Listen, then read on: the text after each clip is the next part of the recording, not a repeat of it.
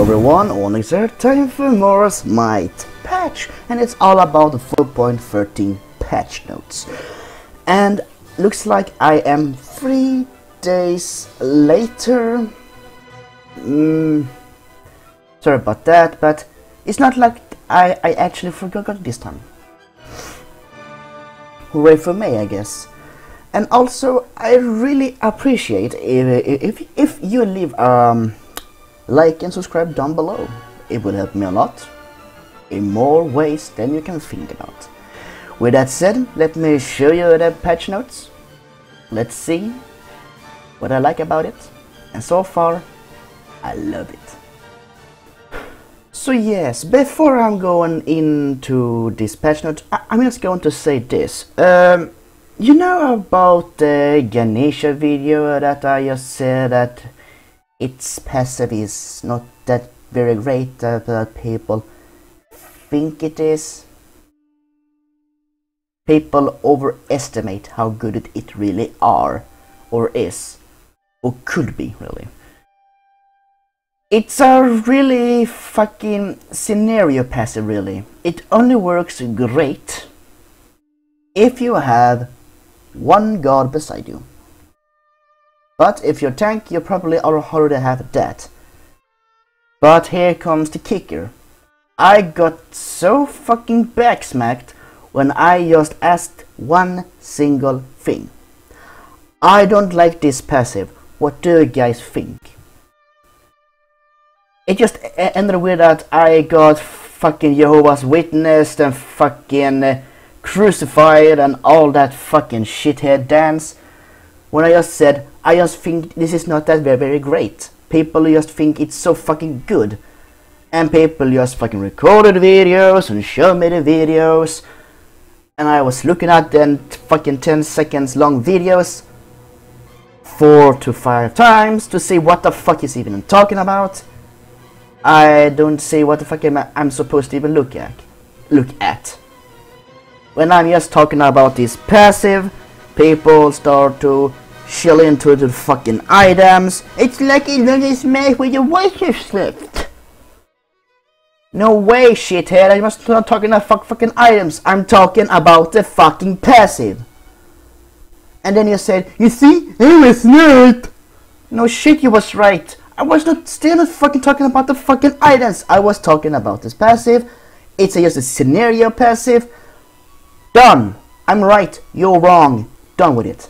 Anyway, new in Smite, mid-season, 4.13 patch notes, July 12, 2017.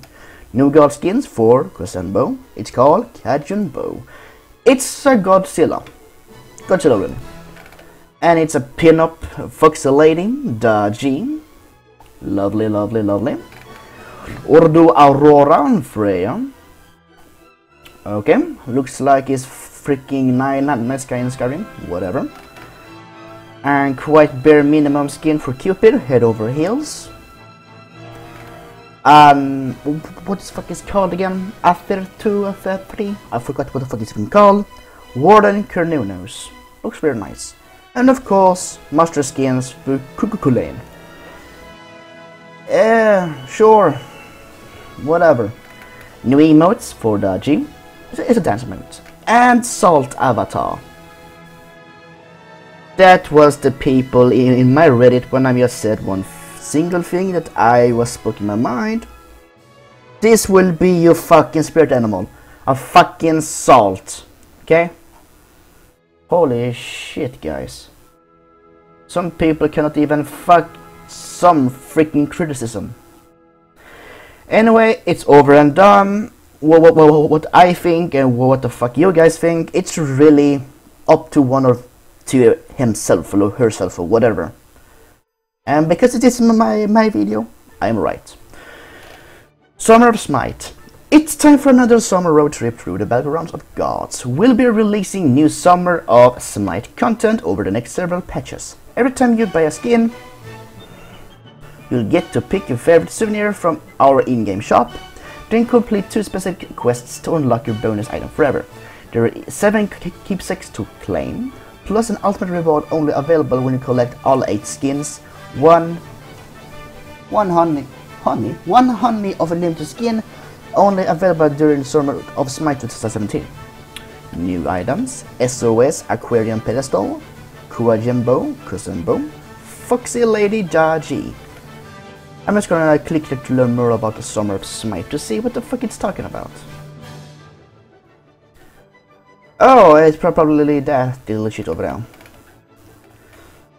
So, yes, let's see what it says. Summer Smites. It's time for another summer road trip through the backgrounds of gods. This year your favorite deities will drink milkshakes at the drive-in, who lands at the luau, and of course, hitting the beach. Join the gods for one vacation you won't forget. Summer souvenirs. Want some sweet bonus reward items to remember your summer by? Every time you buy a skin, you get to pick your favorite souvenir from our in-game shop, then complete 2 specific quests to unlock your bonus item forever. There's 7 key saves to claim, plus an ultimate reward only available when you collect all 8 skins, 1 honey of a limited skin only available during Summer of Smite 2017. Collect them all. Yay! Buy gems! Give us moolah! Anyway, next one is Project Olympus. Kicking off our mid-season update is Project Olympus. Project Olympus is our coordinated effort to improve key existing features, while bringing along requested updates to our players. Project Olympus will be taking major steps in 4.13, 4.14 and 4.15 with engine improvements, console quality of life updates, prestige, wisdom tab updates and much more. Project Olympus will continue through the rest of Season 4 with specific changes falling under the same banner and will culminate in our Season 5 reveal early next year. To learn more about Project Olympus, click here to see what the fuck, how long it is. Holy shit! Project Olympus. We've taken several key changes to gameplay, user interface and overall progression, and combined them into one massive overhaul that we're calling Project Olympus. Project Olympus is a full big changes to the Smite fans have wanted for a long time. We are excited to deliver one on these requests as we take in on Smite to the whole new level. I'm not going to read every single junky donkey, but I'm going to put it right here, and it's really up to you to pause, really.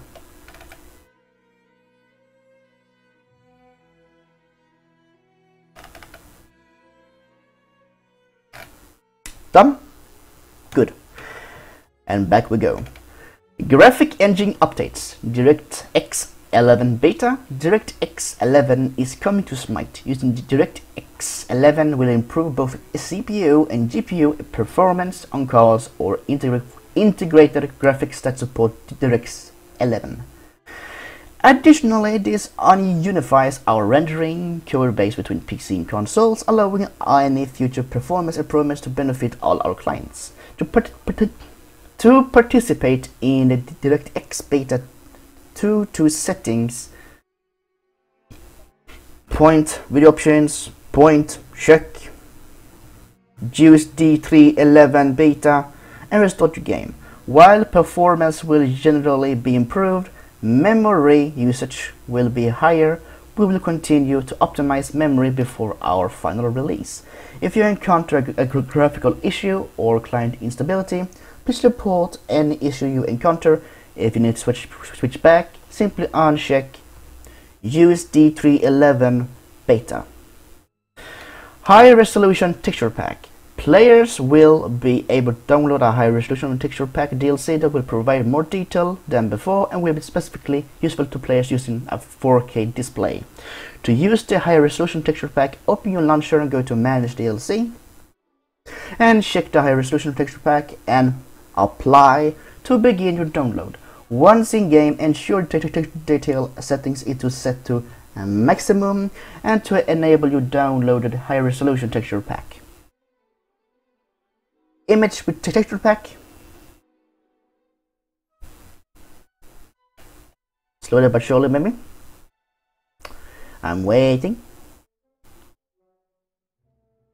Okay, that's the texture pack, and this is without the texture pack.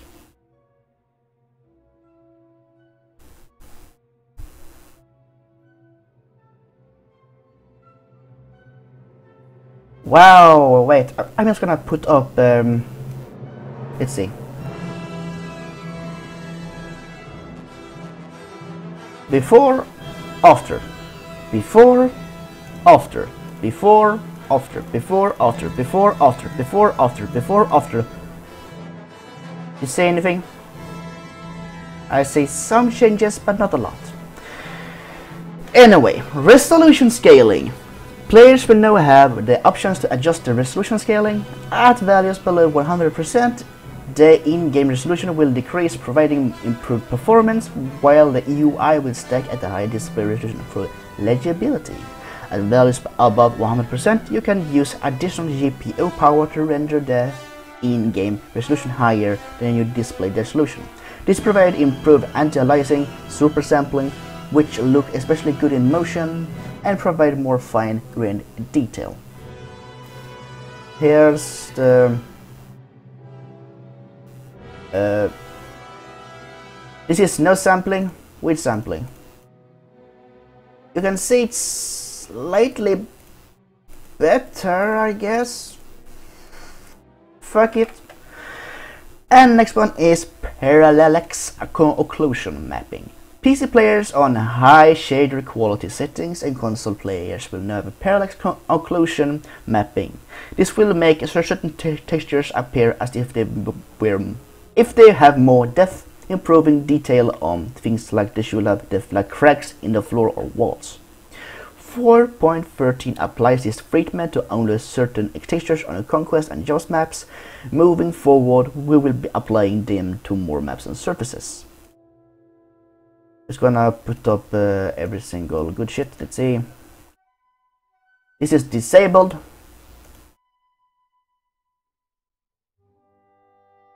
The ground is slightly down. Looks like leaf is falling. Looks like clouds is moving. Looks like small flowers is blowing in the wind. So yeah, it's look great, I guess.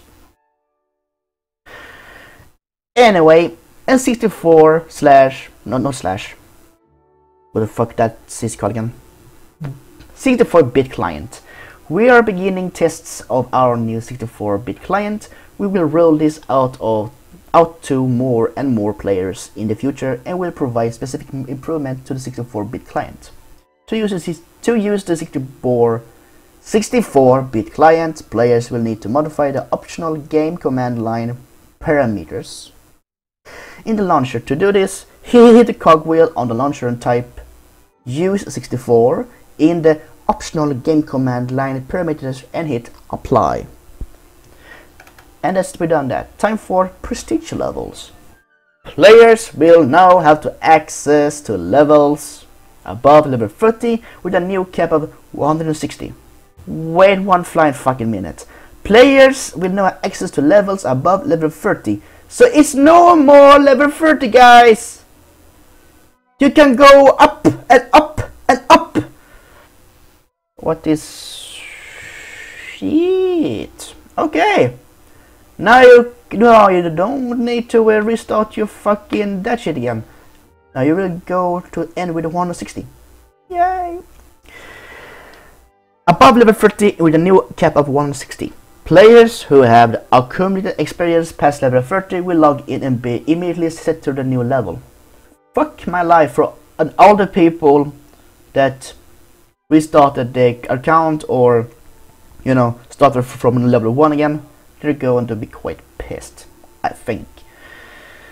Players will be able to show off the current prestige level on the avatar border, on their home screen and on the loading screen. There are 7 new achievements for reaching prestige milestones. Follower prestige, reach level 31. Acolyte, a prestige, reach level 51. Elder prestige, reach level 31. Ethereal prestige, reach level 91. Divine prestige, reach level 111. Immortal prestige, reach level 131. Godlike prestige, reach level 151. And lastly, ultimate prestige, we reach level 160. Next one is the Wisdom tab updates. All gameplay tutorial videos have been updated. This feature remapped scripts with more relevant information and better visuals to convey ideas to new players. This is the first step in our revamp of the Wisdom tab. In future updates, we will be adding more information here to help new players have better resources to learn Smite. And of course, here comes the fucking chests. Triumphant chests. Triumphant chests are a new system coming to Smite that will reward players for winning games every week. Oh! No shit, Sherlock, so it never ever... This system does not replace any login or first win of the day bonus and is simply in addition to those features. Long-time players especially will be able to continue earning more and more chests by using accumulated favor and will be breathed some new life into favor as a currency. Okay. The Triumphant chests allows you to earn chests by winning PvP games of Smite. After a win, you receive either a winner's, champions, or a hero's chest, each containing increasingly rare items. You will begin with 4 open slots, and once a chest is received and opened, the slot will become locked until it resets on Tuesday. You can unlock a slot early through 2,750 favor, okay, or 75 gems. I fucking knew it. As you open more chests, you will begin working towards unlocking a GoodLuck chest. A GoodLuck chest is earned after opening a combination of 20 winners, champions, and a hero's chest, and will contain a reverse item, including new exclusive head over heels Cooper skin.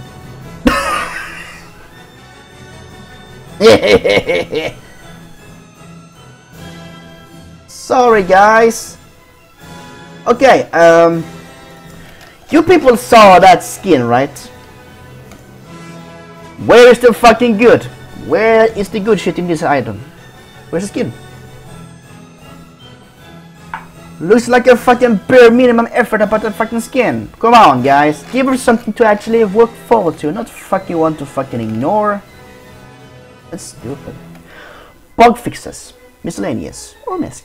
Fix an issue where guard walking effects could be seen through for war. Players should not be able to see all gamer queue when selecting the normal queue type. Gods Cuckoo Lane fixed various description errors in his passive. You forgot that Ganeshas also. Map balance. Conquest. During the first half of the season, we a multitude of strategies developed on the Conquest map. Initially, it began with heavy early pressure, but organized competitive play teams have developed different methods of pushing game further and further towards the mid and late game. However, these coordinated strategies are less effective in unorganized play, casual and ranked, and have left a feeling that games are too heavily weighted towards the early game. Yeah, maybe. XP gain is what allows a team to secure early leads for levels, and gold is what allows teams to close out games by being a team and being an item ahead. Jungle monsters that are split with a whole team are seeing a reduction in total XP, while a Gold Fury is seeing a significant reduction in global XP provided. Teams who are able to secure the jungle effectively will still gain a lead, but the lead will be less significant. Additionally, we are increasing the health of Tier 2 Tower and Phoenix while also increasing the health defeated Phoenix respawn at. Teams who drive towards the late game will feel better able to defend against early sieges and potentially turn the fight as the strength comes online. Since these are large changes to the pacing on Conquest, we'll be watching closely to see how teams and players adapt towards mid and late game strategies. Interesting. General. There are now a global audio to indicate when a Gold Fury and a Fragent have been defeated, similar to the Portal Demon global audio. All minions now meet at 30 seconds. The first put minion will no longer appear until the third minion wave. Jungle adjustments. Fire elements decreased XP reward from 30 to 20, 10 points less. Increased health from 90 to 60. That's 70 health points or more. Elder Fire Element decreased XP reward from 150 to 80, that's 20 points less. Oracle decreased XP reward from 85 to 65, that's 20 points less of XP. Mini Cyclops increased health from 90 to 60, that's 70 points of health more. Mid Herpy increased XP reward from 55 to 58, that's 3 points more. Gold Fury XP decreased from 100 plus 10 minutes to 50 plus 5, that's 50 points less and 5 minutes less. Tower adjustments. Increased health of a tier 2 tower from 2000 to 2500, that's 500 points more. Increased health of the Phoenix from 2000 to 3000, that's 1000 more. Increased respawn health of the Phoenix from 5% to 25%, that's 20% more. Increased max health when a Phoenix respawns from 40% to 70%, that's 30% more. Siege. The Siege mode is due for some updates. Console players and lower and PC players often had frame rate issues. We have improved this by doing a large visual pass on Siege, mostly affecting the foliage on the map. Some balance and bug fixes will accompany the optimization updates. The mode often leads to a very one-sided games where teams snowball and win very quickly. The wild Juggernaut will be tougher to kill in the late game, and controlled Juggernauts will give reward to the entire team who slays them. Map improvements. Major large adjustments to increase the performance in a Siege map, including no foliage and trees. General, reduce the pre-game time from 9 seconds to 6 seconds, that's 30 seconds less. When a controlled Siege Juggernaut is defeated, the team that defeats one will now gain 75 XP and 100 gold. Added pre-game younger timers. It actually sounds really good. Really fucking good. Anyway, jungle adjustments in Siege. Change the purple buff to a yellow movement speed buff. Increase the wild Juggernaut health max scaling by 20%. The wild Juggernaut now regenerates health over time when unleashed. Bug fixes. Fix an issue where Hoji Ricochet could become stuck in one of the side lane walls. Okay. And other. Both Clash and Joust had moments where players will finish the build well ahead of hitting level 20 or other way around. We are adjusting each mode slightly to bring the curve of levels and items more into line. Clash General.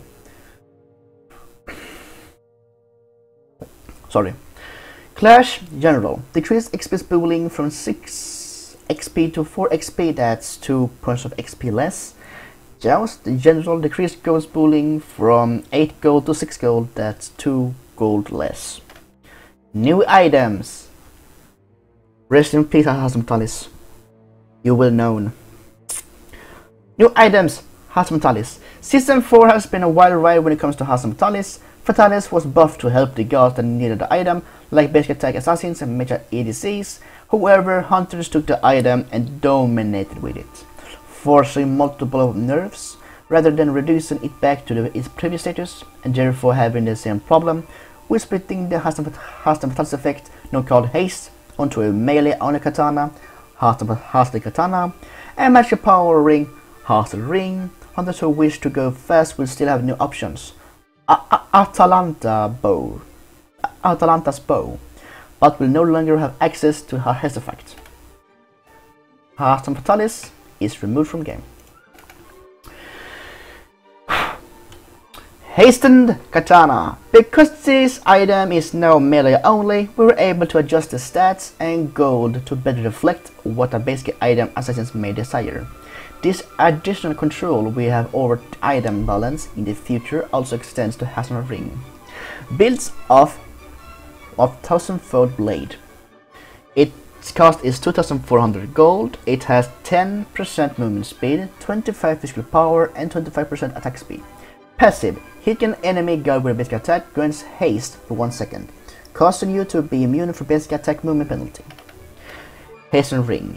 Unlike Hasten Katana, Hasten Ring will only provide haste for a short window and on a cooldown This 4-second window should allow Freya, Sol and Kronos players to make use of their main stim, but should reduce the frustration that can occur when this effect was being applied permanently. The bonus magical power will however help them make up the difference through the mage abilities while the effect is on cooldown. Builds of Enchanted Ring. Its cost is 2300 gold, it has 50 magical power, 25% attack speed and 7% movement speed. Passive. Hit an enemy god with basic attack grants haste for 4 seconds, causing you to be immune for basic attack movement penalty for a duration. Eternal cooldown is 30 seconds. Next one is Hunter's Bow. Builds of Short Bow. The cost is 1200 gold, it has 10 physical power and 20% attack speed.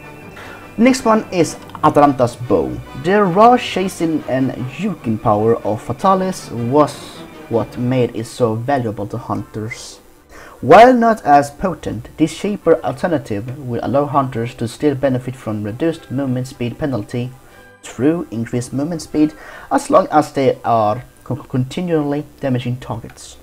Builds of Hunter's Bow. The cost is 2500 gold, it has 30 physical power and 20% attack speed.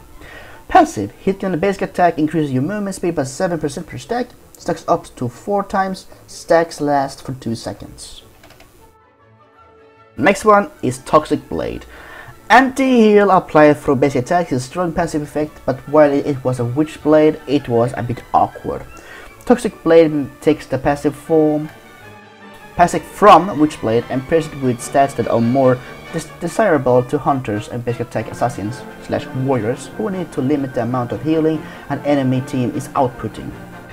Builds of Adventurous Blade. The cost is 2200 gold, it gives you 100 health, 10% movement speed, 20% attack speed and 10 penetration. Passive. Enemies hit by a basic attack gain a stack of 20% reduced healing, stacking up to 3 times, stacks last for 5 seconds. So if you hit the enemy 3 times, they have an reduced healing by 60%. Okay. Next one is Shaman's Ring. Redesign. Shaman's Ring is receiving a new passive that introduces one of our main new features, evolving items.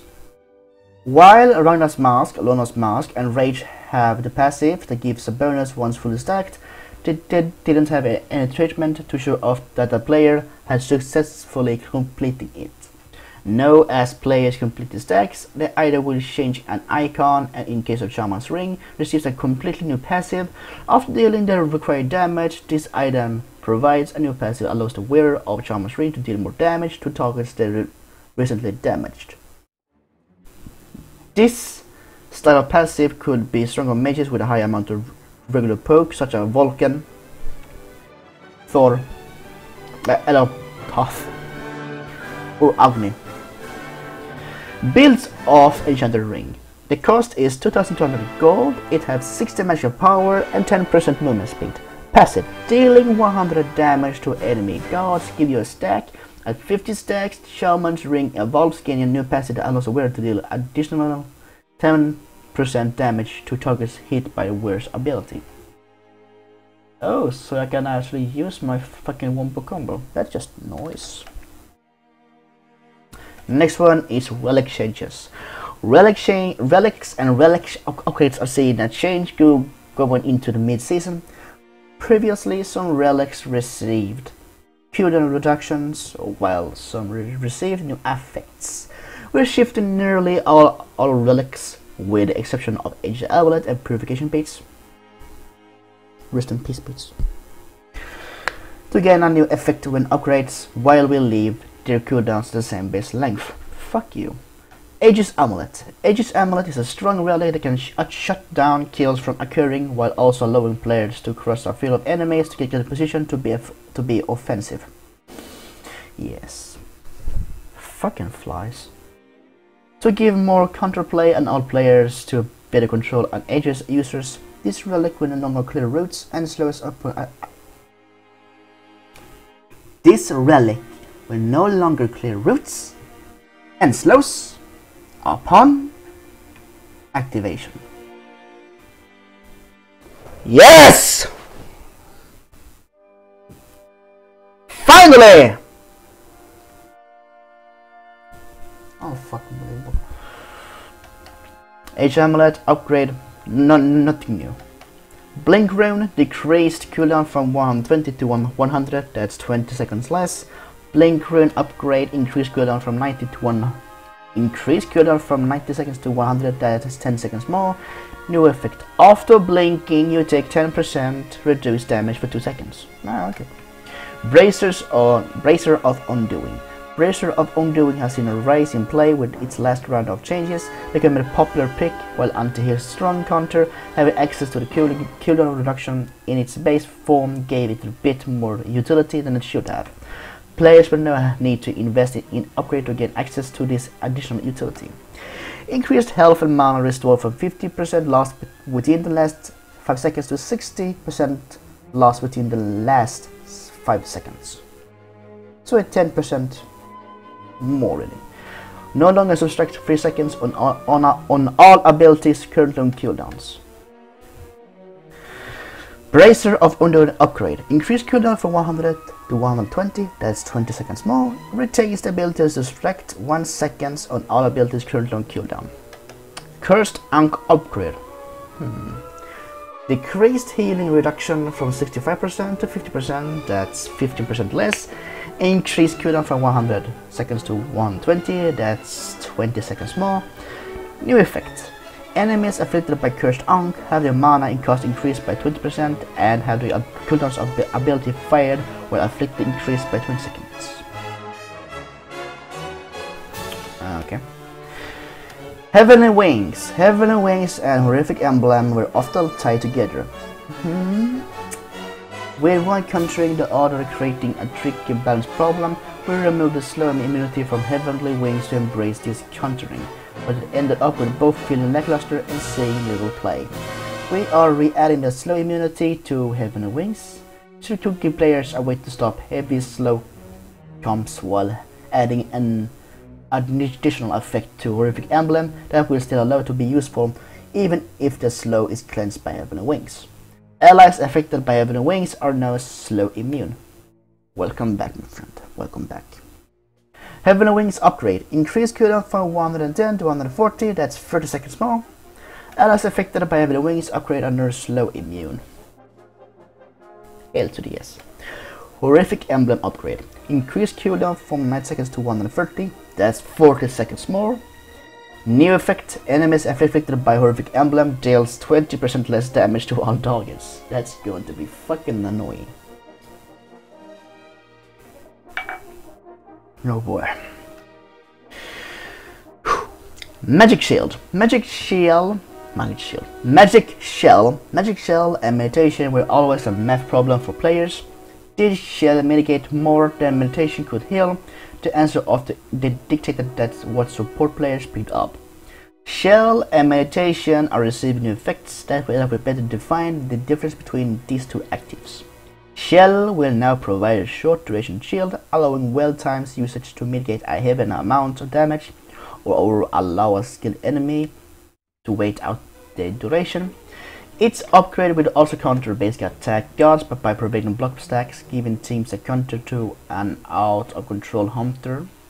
Meditation will provide a flat heal that can be used at any stage of the fight and be effective, while its upgrade encourages teams to use their abilities rapidly to escape or engage the enemies. Now provides AoE health shield at its rate of 100 plus 15 health per level. Shield lasts for 3 seconds. Magic Shield upgrade. In addition to a health shield, all allies in range also receive 2 multiple block stack for duration. These stop up to 2 basic attacks.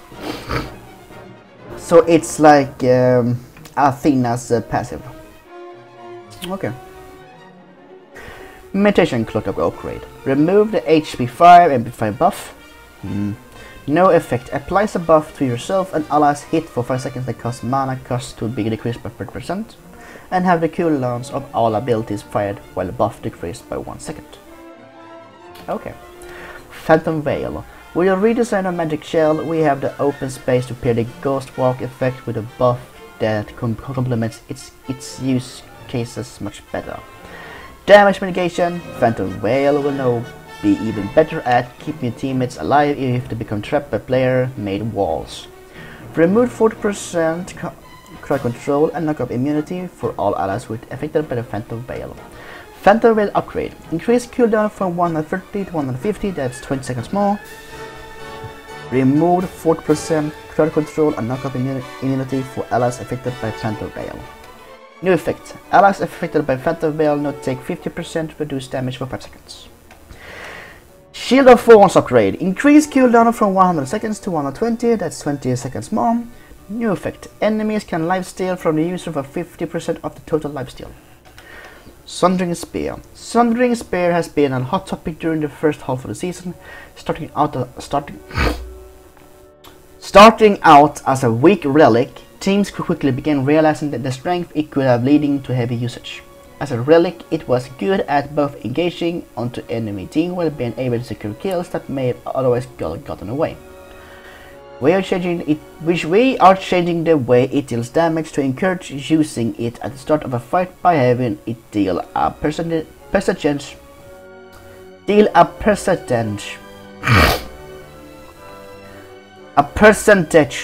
of the target's current health, removing the ability for this relic to kill an enemy on its own. Additionally, the ability to shred a target is on the upgrade only. Players who want this strength will need to invest to obtain it. Changed damage to dealt from 33 damage to 12 damage per guard level to 50% of the target's current health. Removed debuff that causes the target to take increased damage. Sundering Spear upgrade. Changed damage dealt from 40 damage plus 14 damage per guard level to 50% of the target's current health. Increased damage taken debuff from 15% to 20%. That's 5% more. Teleport Glyph. Teleport Glyph has long been a staple of the solo lane. Warriors could effectively farm levels and go above the rest of the players and be anywhere the moment notice. We are tuning down the strength by only allowing players to teleport to towers with a basic relic. This will limit the solo lane's ability to rotate unless it invests gold onto the upgrade or into options like the movement speed. No longer allows the user to teleport to wards. Yes. Teleport Glyph upgrade.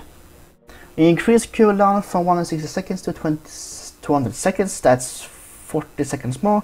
Retains an ability for the user to teleport to walls. Nice. And that's what the relics. Time for the item changes. And holy shit. Item changes. The first one onto the shopping block is Ronda's Mask. Ronda's Mask was a highly risk/reward item that was a bit too risky. We were reducing the stacks required to reach its maximum strength while allowing a more gradual increase in strength until it reaches maximum stacks. Players who want heavily focus on early game pressure and kills may find the reward to be worth the risk. New passive. Each time you get an assist you gain a stack, or 2 stacks for 1 kill. Stacks provide 1% movement speed and 1% cooldown reduction. At 100 stacks, Ronda's Mask evolves, gaining 15 penetration. Item icon evolves with reaching maximum health stacks. Frostbound Hammer. Frostbound Hammer on hunters have been a point of frustration for many players. We are reducing the strength of this effect on range-based attacks, allow players to be more opportunity to play around slows from a distance. Range-based attacks not only apply 20% movement speed slow. Melee-based attacks with the Frostbound Hammer will still slow for the original 30%. Range.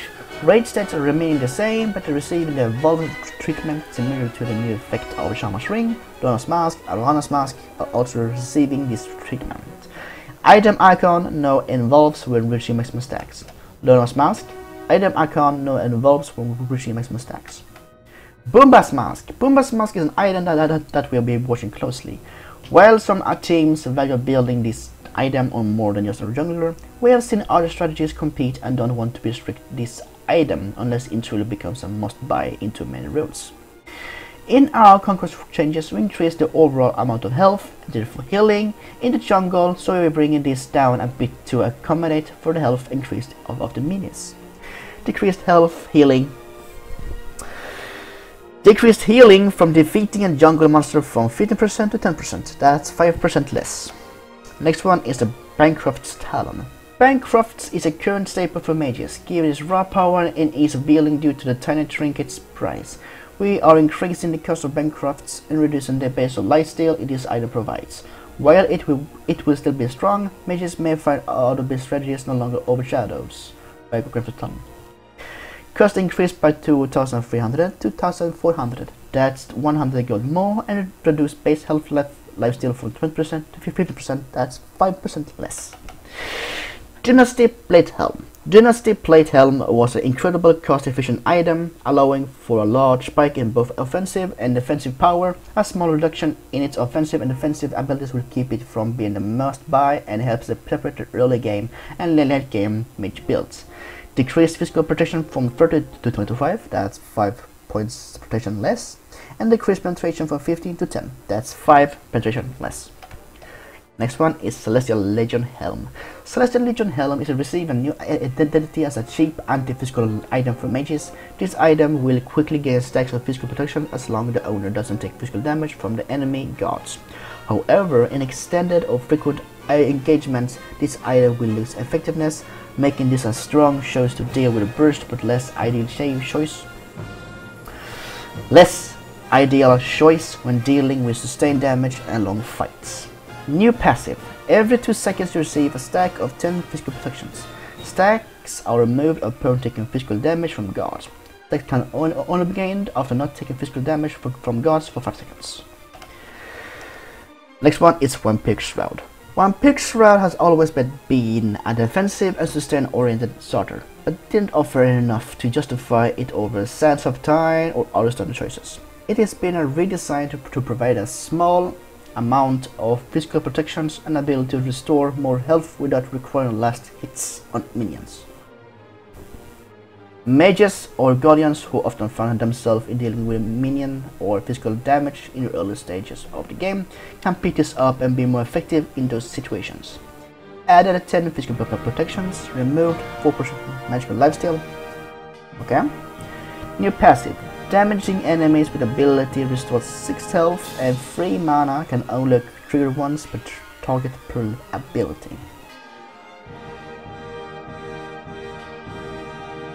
So you have ability between 1 to 4.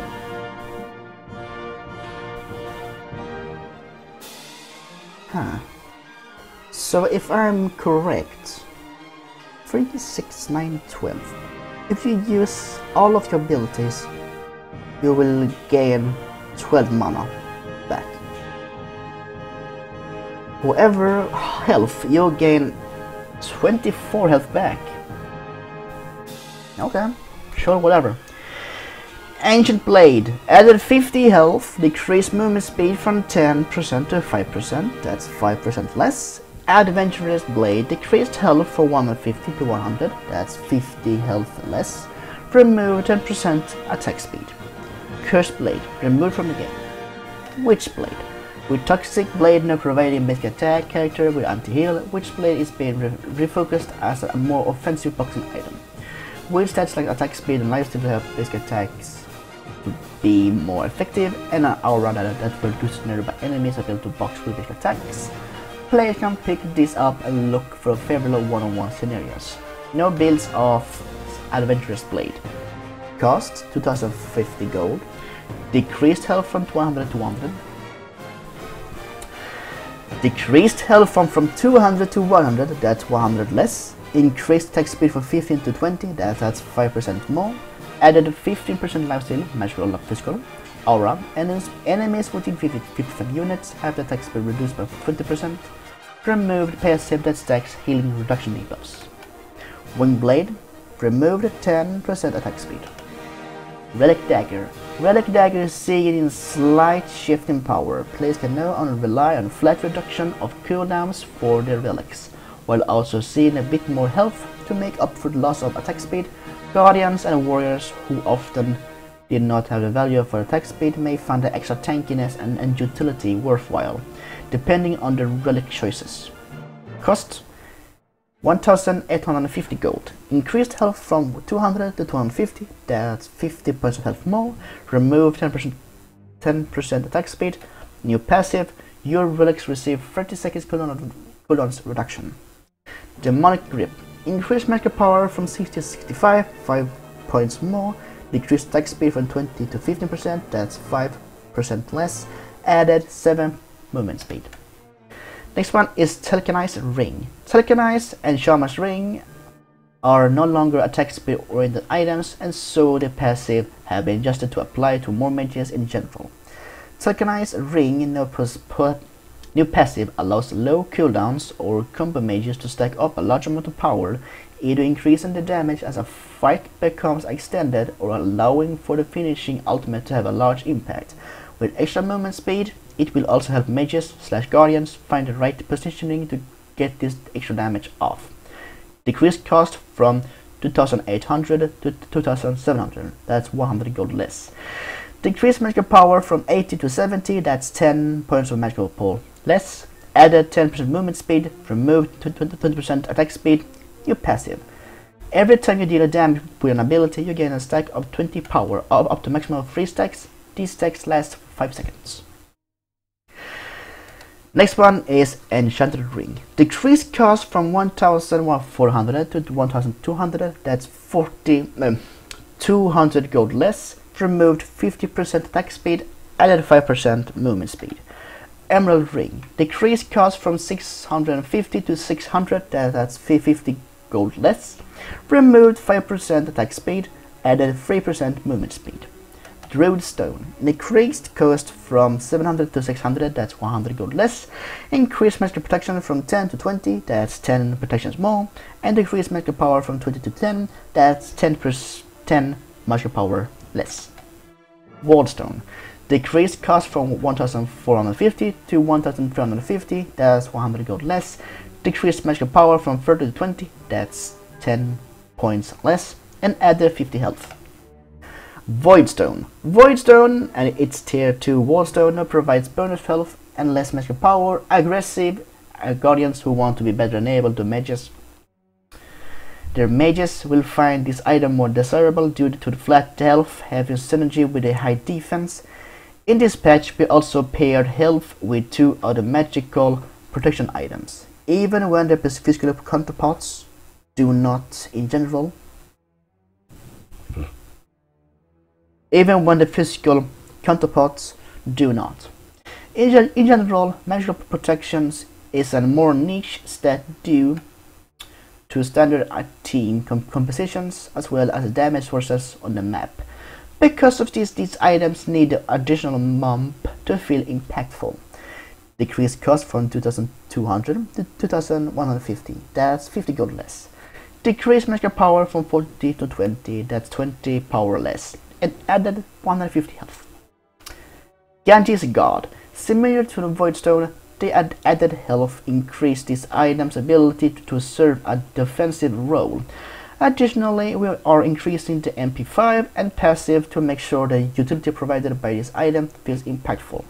Increased MP5 from 20 to 40, that's 20 points more. Added 150 health and increased passive cooldown reduction from 2 seconds to 3 seconds. Uni Hunter's Garb. Uni Hunter's Garb had a powerful effect but lacked in raw stats and strength to make it into player's build. The additional health and passive adjustments will help this feel more impactful when it needs to be.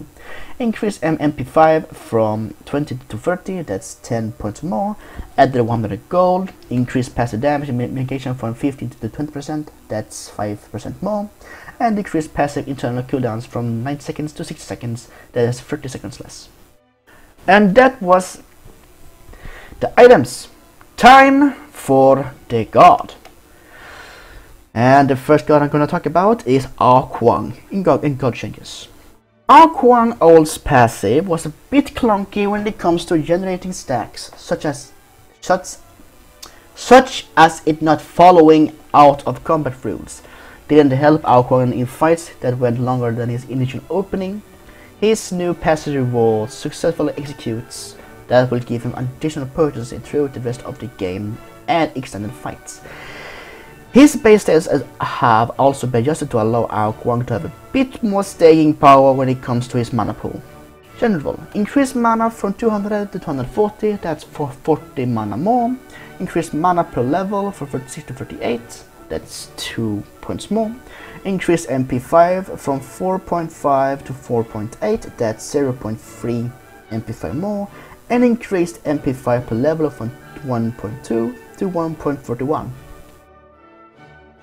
That's little more. It's just a little bit more. It's soon it's almost 0.5 MP5, okay? Anyway, new passive, King Sword. Each time our Kwang successfully uses his dragon form to execute an enemy god, he gains a stack that increases his magic power and lifesteal. Stacks up to 3 times, stacks are permanent. Magic power per stack 15, magic lifesteal per stack 5. So it stacks to 3 times, so you gain 45 power and 15 magical lifesteal if you have maximum. Bakasura. Bakasura is seeing a targeted changes to help him feel like a shore-oriented in a jungle by needing to eat minions on cooldowns or risk not having enough minions for his ultimate. Fucking small flies. By being able to get 2 stacks of minion by eating a large monster. Bakasura can prioritize ganking and invading more effectively rather than needing to be by minion every time each minion comes up. Additionally, with extra minions comes bonus utility when it comes to taking objectives or pushing towers, as well as additionally confusing when it ults, which also now happens more often. Eat minion. A large monster can only be eaten at 35%, will provide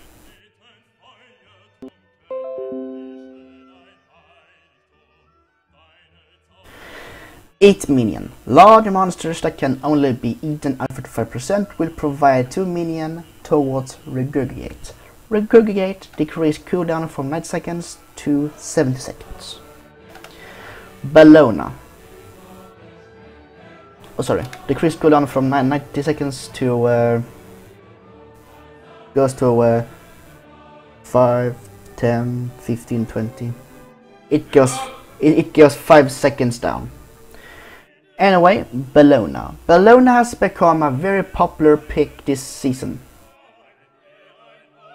Decrease cooldown from 90 seconds. It goes from 5, 10, 15, 20. It goes 5 seconds each less down. Next one is Bellona. Bellona has become a very popular pick this season.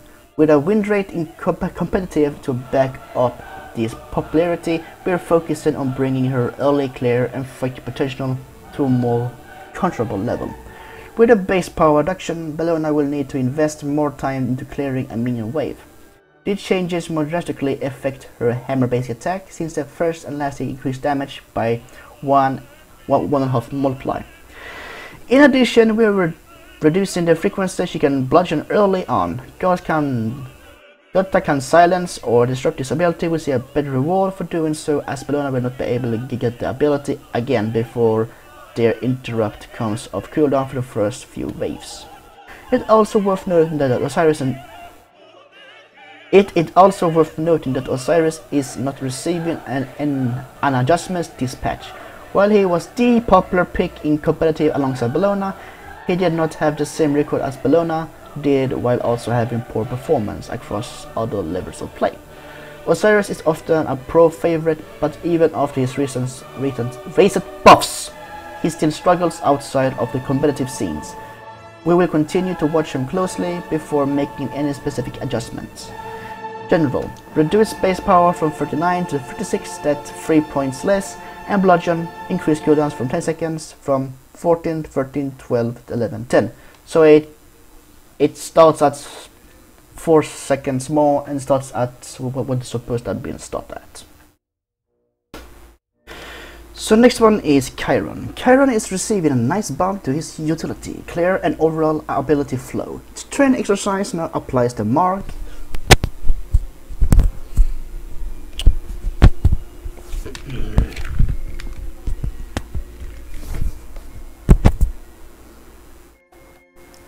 Next one is Chiron. Chiron is receiving a nice bump to his utility, clear and overall ability flow. Training exercise now applies the mark for masterful shot to the target's hit, allowing for a better clear path for the teacher while also increasing his mind and late game hook potential.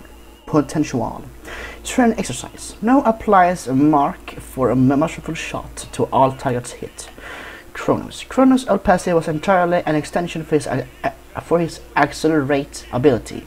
All of the functionality of the old passive has now been moved to accelerate, leaving a place for a new passive. Time Lord gives Chronos additional magic power of the game continues on. Not only does this further solidify his identity as a late game god, but the pressures of the time will be felt by the enemy team. New passive, Time Lord. All paths of the Wheel of Time has been relocated to the accelerate ability. Chronos become empowered as a power as time flows around him. Every 2 minutes he gains a stack that increases his power. Stacks up to 25 times. Stacks are a permanent. Magical power Magical power are per stack by 3. So he gains 75 magical power after 50 minutes. If I can do my math. Accelerate. Description changed to include all details of the Wheel of Time. This disability still functions exactly the same as it did before 4.13. Next one is Isis. Funeral Rites of the Felt limited as a single death could completely wipe away the aura. These stacks are no longer lost on death, and Isis player will now receive a reward for successfully reaching maximum stacks. Funeral Rites. Stacks are no longer lost on death. Yes. Now Isis will gain. Got you little fucking fly. Now Isis will gain 10% CDR upon reaching 10 stacks. Kuzenbo. Kuzenbo is receiving feel good updates and bonus utility effect that should help his performance. Nene Kappa now slows targets who are hit by the initial throw. Rewarding Kuzenbo players for the accuracy. Sumo Slam is saying a cooldown reduction along with a more responsive turn. Finally, Warwick Wave will no longer knock so far outward. These changes cause the god to provide his item with more control disruption more often. Nene Kappa. Targets hit by throwing Nene Kappa are slowed by 20%. Sumo Slam. Increased turn radius allowing for sharper turning. Could reduce from 16 second flat to 12 seconds. Warwick Grave. Adjusted the knock up from this ability. Targets will now be knocked up into the air more and pushed to the side less. Next one is Naja.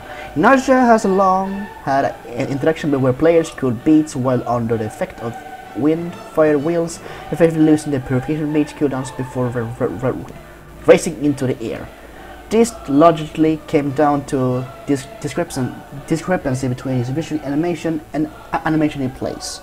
Now players will have a window of opportunity to use purification beats, or allies can use effects like Gib Shield. After they have initially been hit to escape their fate, additionally there is no protection while on the way up, so players should no longer be able to fire field purification beats and will no longer help them. Wind Fire Wheels. Enemy players hit by Wind Fire Wheels now have an additional 0.25 seconds after the hit to use purification beats and avoid the ability. This matches the current animation and more accurately. Enemy players hit by Naja will not be able to fire beats on the way up in the air. If you miss the window to escape, you will have your beats protected to be used later. Nemesis. As stated in the 3.11 notes, we are making adjustments to Nemesis to make her feel less restricting to fight while opening her playstyle up to more than just using her ultimate.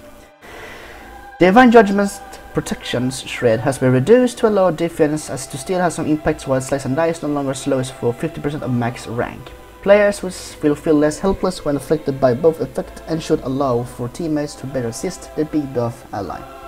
To make up for this, you switch Vengeance and Slice and Dice are seeing damage increases. This should help Nemesis feel more impactful with stronger pressure against the squishy targets with increased jungle clear. She will be valuable for unique ultimate ability to shred, but will not be but will not be as meta-reliant as she once was. Sweet Vengeance. Increase scaling from 50% to 60%, 10% more, 25 per hit to 30% per hit. So is it per hit, percent, or whatever is 5% more. Slice and Dice. Increase base damage from 280 to 340, that's 60 points of damage more. Increase scaling from 50 to 60%, that's 10% more. Reduce slow from 50 to 30% flat. Divine Judgment. Decrease protection threat from 50% to 30%. That's 20% less. Noah! Finally. She finally got the Artemis Ultimate treatment. Noah. Clay Soldiers is receiving a massive update that has been requested for some time. Noah players can now mark targets for the Clay Soldiers to pursue, allowing Noah players to have confidence is when committing to the burst combo. If Noah players does not want to mark a target, they have the options still available to them. Clay Soldiers. Noah cannot specify which enemy target she wants Clay Soldiers to pursue by making them with an ability targeter. The range of this marked target is 40 units. Clay Soldiers will pursue the marked target's unit instead. Noah may fire his ability without a target or if the marked target dies. Clay Soldiers will attack enemies who damage Noah first or closest enemies. Clay Soldiers will not dash through other targets, debuffing them, only stopping at the marked targets. Next one is Rajin. It wasn't fucking while I fucking saw you. Raji. The long-awaited Rajin rework is here. Each ability has been adjusted with a goal of reducing frustration while empowering Rajin to feel effective in effects. Percussive Storm hitbox has been improved and has been moved into the center, allowing this to be a more reliable source of damage. Raifu no deals damage over time, so enemies can react to it better, but will gain additional utility in the effect of a slow. Both of these main damaging abilities have lost scene cost reductions. While Raiju has seen a cooldown reduction, these changes work well with his new passive, which encourages a rapid usage of each of his skills. Thunder Crash is also seeing some adjustments and allow players to interact with Raiju while he is still visible before he teleports to his new location. Finally, Taiko Drums is seeing an reduction in power on the Taunt and Fear Drums. Players will now have the choice between damaging enemies or controlling enemies, and enemies who are controlled will now have more health once the effect is over. Additionally, all ultimate projectiles will travel more slowly. Raiju will however have a bit more time to make this decision after the ultimates have been activated. Taiko Drums is also seeing a pass at making the sounds and visuals more distinct for each effect. New passive, Charge Tempo. For every 5 abilities cast, Raijin reduces the cooldown of all abilities currently on cooldown, including the one he has cast, by 1 second. Percussive Storm. Adjusted the first 2 shots to now travel down the center of the targeter, and used the last 2 shots to be closer to the center of the targeter. Increased shot radius from 3 to 4.5, that's 1.5 more. Increased range from 65 to 70, that's 5 points more. Increased damage from 85 to 95, that's 10 points of damage per shot more. Increased project speed. Decreased scaling from 30 to 25% per shot, that's 5% less. And decreased cost from 100 to 70, that's 30 mana less. Raiju now deals its damage over time. Increased damage from a flat 220 to 55 every 0.5 for 2.5 seconds. That's 2 seconds more. Reduce scaling from flat 70% to 30% every 0.5 seconds for 2 seconds, total of 65%. So it's 5% less. Now applies a 15% slow to mark targets. When Raiju triggered the slow and damage is spread to nearby allies. The slow is increased by 50% on a marked target for a 30% slow instead. Decreased cost from 90 to 80, that's 10 mana less, and decreased cooldown from 18 to 11, that's 17 seconds less. Thunder Crash. Now it's not targetable until it fades away to its new location. Taiko Drums. Improved sounds and visuals to his better distinguished with drums is being fired. Projectile speed reduced by 120 seconds to 100 seconds, that's 20 seconds less. Increased fire duration from 4.7 seconds to 7 seconds, that's 2.5 seconds more. Reduce the damage on B to 2, Taunt, and 3, Fear from 50% to 50%. that's 20% less.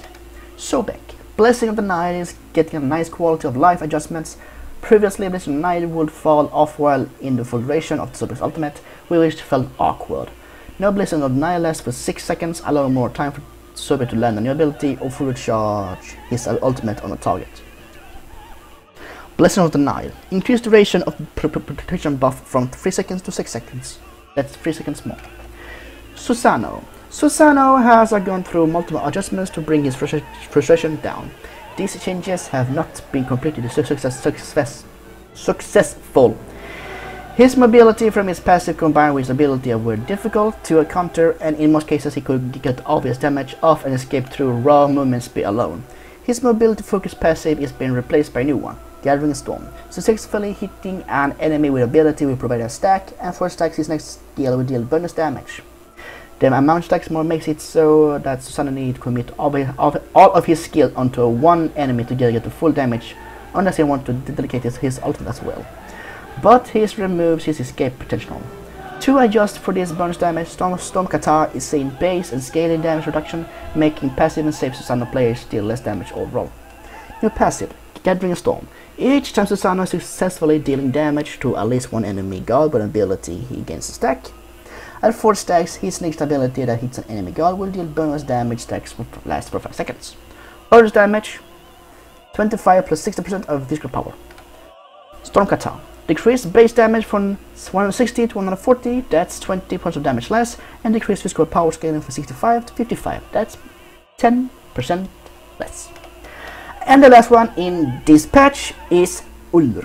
Bladed Arrow and Thrown Axe has seen a large amount of reduction that should open up Ulr build options a bit more, as well as being able to spend mana on his other skills.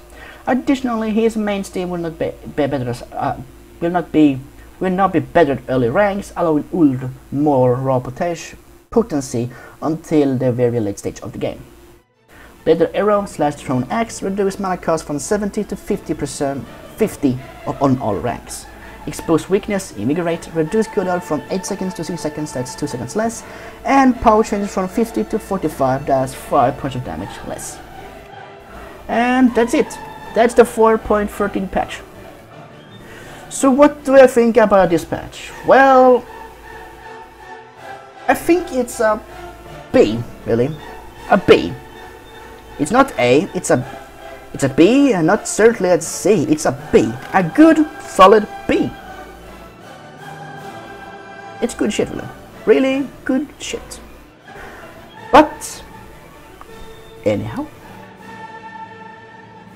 I thank you for watching, and remember to like, favorite, comment, share, and subscribe to this video and channel, of course. Don't forget cool, awesome, glorious. As long as you're not a fucking baby that bitch about people when that some people that other than you have also their own thoughts.